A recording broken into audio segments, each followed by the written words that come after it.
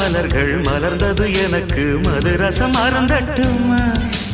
விடுகின்ற வரையில் முடிகின்ற வரையில் கவிதைகள் எழுதட்டுமா முத்தம் என்ற கடலில்